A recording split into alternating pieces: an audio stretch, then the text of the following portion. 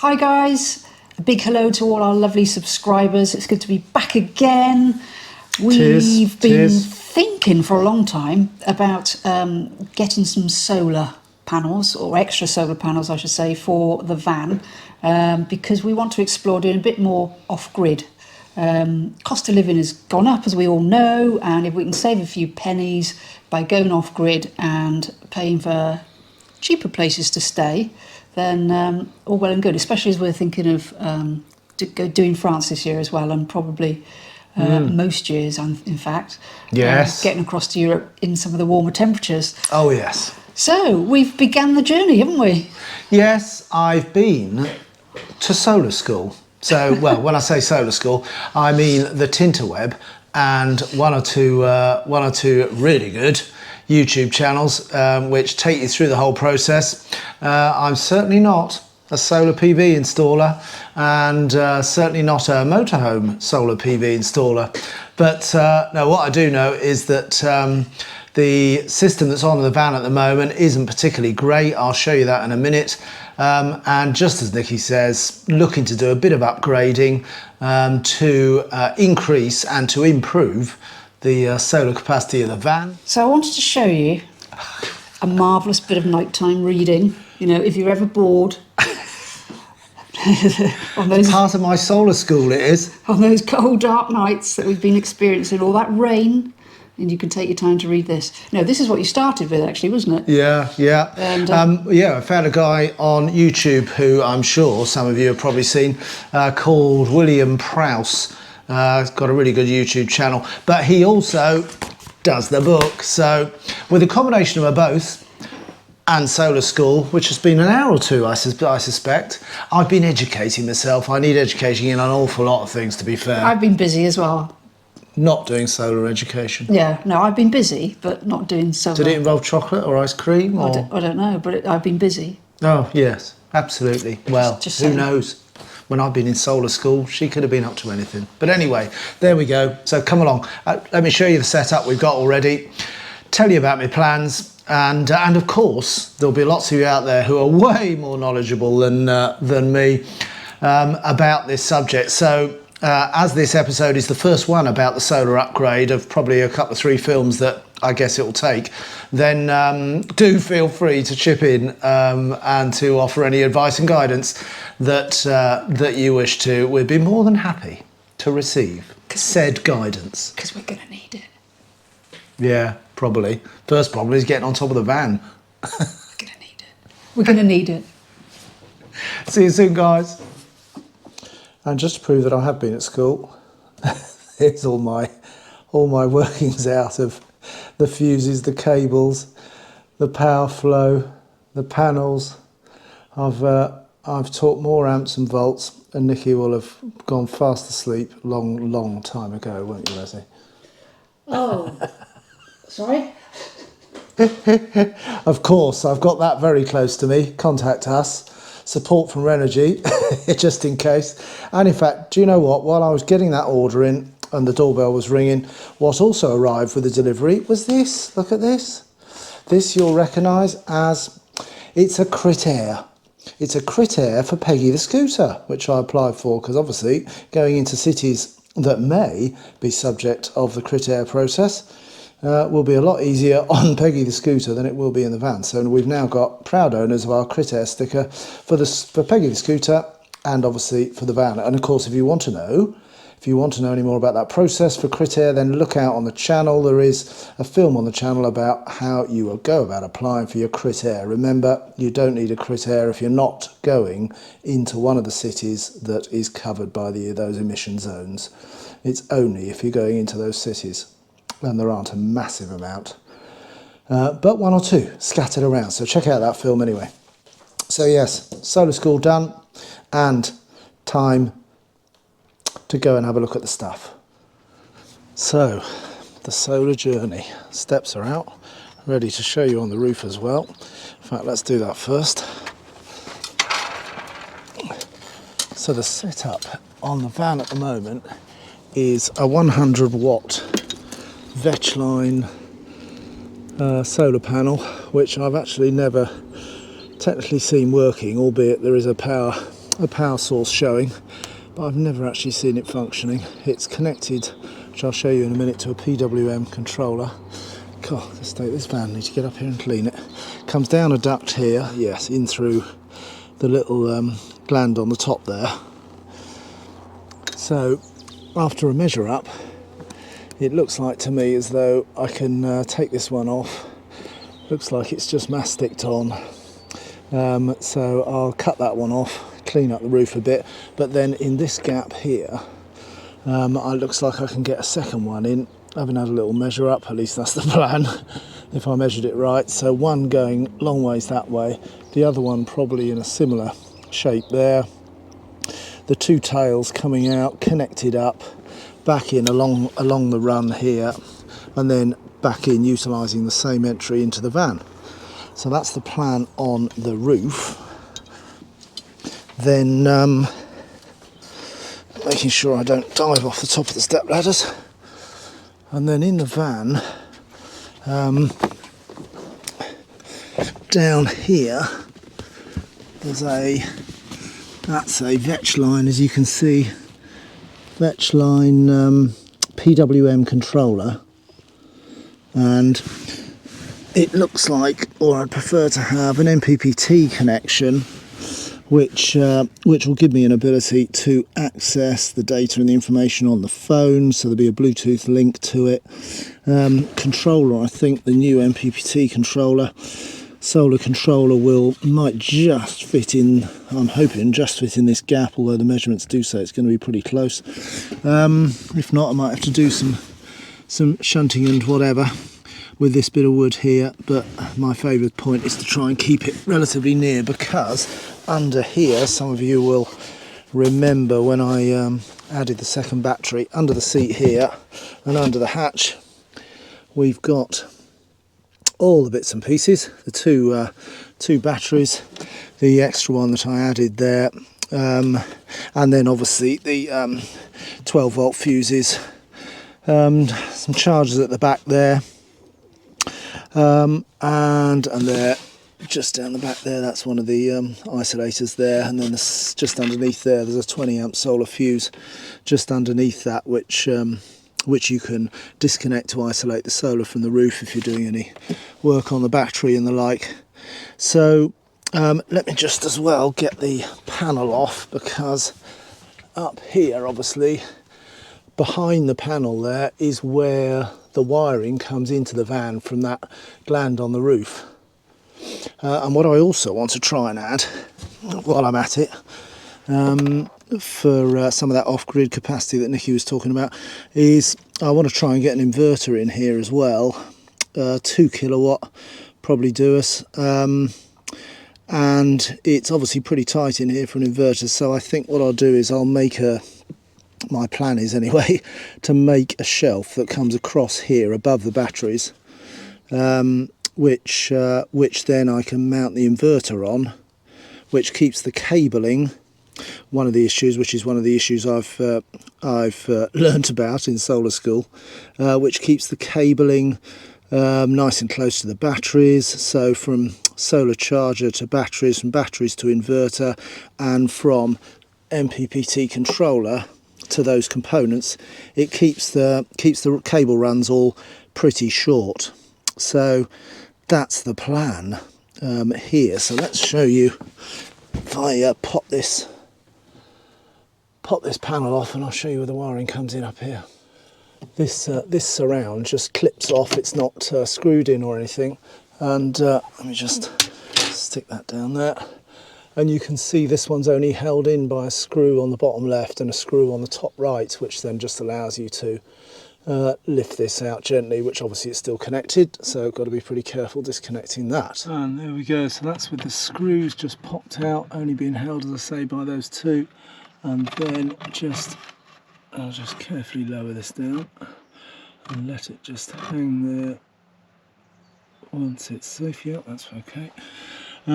And so if we have a mooch in here, you can see, well, from up there, that's where that gland comes in from the roof, I found out. And then this black cable, that's the one that's this one here, that's the one that's up on the roof there. It goes into these to this obviously split point where the wiring is then separated into two little connectors, and then that wiring then disappears off back into this sleeve at the back, and then it goes down back through the van back into a void which is behind this cupboard, albeit you can't see much apart from Yorkshire tea, of course. Gotta have a bit of Yorkshire tea. So it goes down the back in there, can't see it, obviously hidden away, goes probably under the floor there, and then comes across and obviously back up where the rest of the electrics is. So it may be that because that particular piece of the cable run is a bit difficult, just purely from the fact that you've got to sort of take half the van apart to get the wiring is, I may actually obviously bypass that piece to bring in the wiring from my solar all the way in through the same way, through the roof, down, and I might be able to bring it across there, perhaps drill it out through, then bring it down the side of the door, hide it away somehow, and then obviously down into the down in through the box and into the back of the MPPT, because probably the cable run for the PWM, as you can see, you can't quite see it, but you can just see the cable coming in underneath that PWM controller. So there's obviously a hole there. I'll probably, and that's the switch, that one just there is the switch for the underfloor heating. So I may, because the new controller is a lot bigger than that PWM, I may have to move this switch. But again, once I can get to the back of this unit, which looks relatively straightforward, there's some screws down the bottom there, bottom corner there, that I'll just have to undo, and then this whole sort of box section will lift out by the looks of it, albeit this is that's an area which I'll just have to be a bit careful about, as to obviously don't need to move this too far, and wouldn't want to in fact. So then I may be able to then obviously take the wiring, if we came in that alternative route, I may be able to then take the wiring in through there to the MPPT. And then similarly I could take a hole, use the same hole to take the wiring for the inverter back through there into the back of where the new MPPT will be, and then obviously to help sort of distribute the inverter power, because obviously there's a cushion here and there's not many places, or it wouldn't be particularly easy to sort of fit an extra, or to get to the inverter should I say. The inverter, or the plan is, it's going to have a couple of outlets. So then the other solution would be, from the inverter, would be to take, there's some underfloor cupboards here, would be to take a wire, drill it through, come through the cupboards to an area where we're more likely to use, for example there, you know, that USB and sort of extension socket we've got there. So that folks is the plan. So I've gone ahead, having been to solar school, and I've made the plunge. I actually had a quote done to do just about exactly as we're looking at here, or as I've talked you through here, and the quote was up round 4.5 to 5k, just to replace the solar inverter to new MPPT as opposed to a PWM controller, interrogating from its from your phone and that. So 5 odd grand. So I thought, well, I'll price it up. So I priced it up, and it was less than £1,000 quid, 750–800 quid area for everything, and that was including speccing 2 175 watt panels instead of the single 100 watt that's up there at the moment. So in other words, 350 watts coming down, and then obviously the bits and pieces in the van to complement that setup. So yeah, 5 grand. I thought, well, having priced it up, it's got to be worth a go. So that's when I decided to go to solar school and start to teach myself a bit more about it. Of course, the final part of the equation, which I'm sure you've noticed already, is that at the moment I've got those 2 100 amp hour AGM batteries in the battery locker there. Of course, ultimately, when funds allow, then that would be the last bit of the equation, is to swap those 200 amp hour batteries and go for, say, a 150 lithium battery. But that might be something which obviously I'll do next year perhaps, or later this year, depending on how funds are, having raided the funds a bit for the parts for the van. So obviously the bits that I've ordered for the van are components that we can upgrade, or the components that can be wired in to a lithium battery. So I can use the gel ones, the AGM ones rather, as standard as were fitted on the van and as I added to last year. They'll be fine for the minute. We'll see how everything runs, but then they will take a lithium battery when the time comes to improve that. So that's the plan. That's the plan. Fingers are crossed that it's not too challenging. but who knows what I'll find when I start digging into the van. But you've got to give it a go. I mean, 4,200 quid saving. I'm sure 5 was probably a bit steep, although I had a couple of quotes and they were both up around there. But I think last year was one of those crazy times where people just thought of a number and then added another couple of noughts. So it may be that there's some more competitive work out there that wouldn't cost quite as much. But anyway, I just fancied giving this project a go. A, because I wanted to know a bit more about how the solar worked and how everything worked, but B, also because it was a good chance. I had the chance to do a bit of solar school and dive right in. So anyway, the order's now gone in, so the delivery will be soon. Right, let's pop this back in and get it wired back in. Okay, that's the panel back in, and then you can just see above my thumbnail there's a tiny little hole in the surround. If you do end up taking the surround off and accessing your panel, then obviously that tiny little hole lines up with that tiny little LED there, which is just obviously your power. So that tells you which way around the fascia board should go, at decoration only, and a clip back on.